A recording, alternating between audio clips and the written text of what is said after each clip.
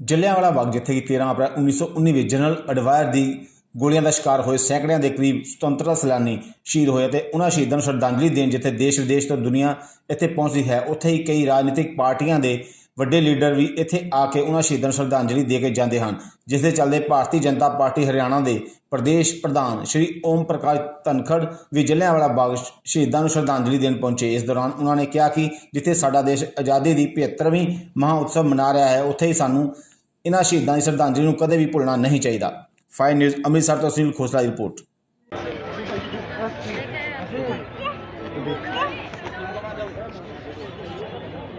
शहीदों के सम्मान में युवा है मैदान में, शहीदों के सम्मान में युवा है मैदान में। देखिए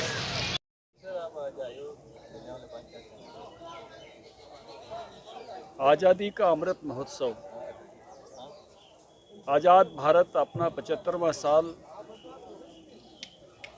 मना रहा है।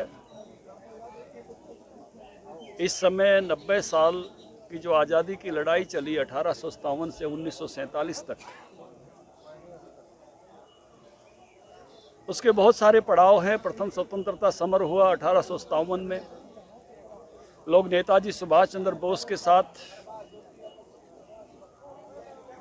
आज़ाद हिंद फौज में लड़े, 26,000 लोग बलिदान हुए।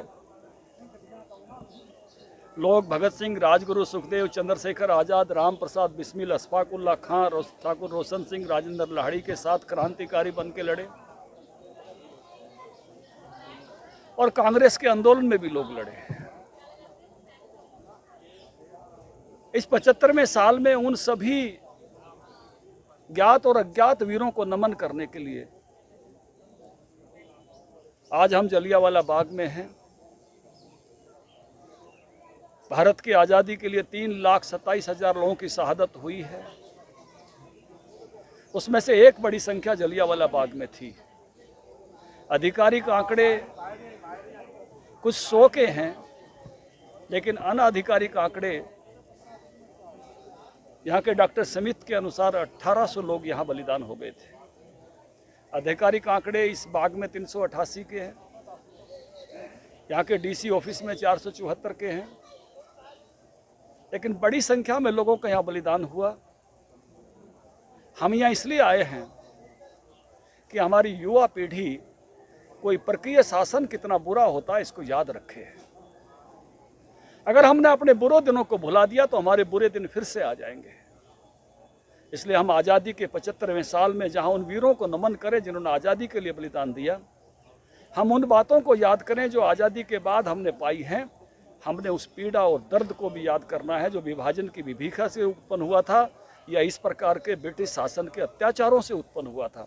हम उन वीरों को भी नमन करें जिन्होंने हमें गौरव करने का मौका दिया। शहीद उधम सिंह को, जिन्होंने ओल्ड आयर को जाकर 13 मार्च 40 में उसके देश में जाके मारा, अपने गुस्से को 21 साल जगाए रखा और ऐसी विभत्स घटना का उन्होंने बदला लिया। हमें नमन है उन समस्त वीरों को जो यहाँ बलिदान हुए। यहाँ की पावन मिट्टी हम लेकर जाएंगे। कल हुसैनीवाला की मिट्टी भी हम लेकर चले हैं और हरियाणा के गांव-गांव तक हम 307 हमारे खंड हैं। हर खंड में हम युवा शहीदी दिवस मना रहे हैं और इस पावन मिट्टी से सबका तिलक करके लाखों युवाओं का उनको याद कराएंगे, इन सब बलिदानियों की, उन सब वीरों की जिन्होंने अपनी देश की आज़ादी के लिए अपना सर्वस्व न्यौछावर कर दिया था।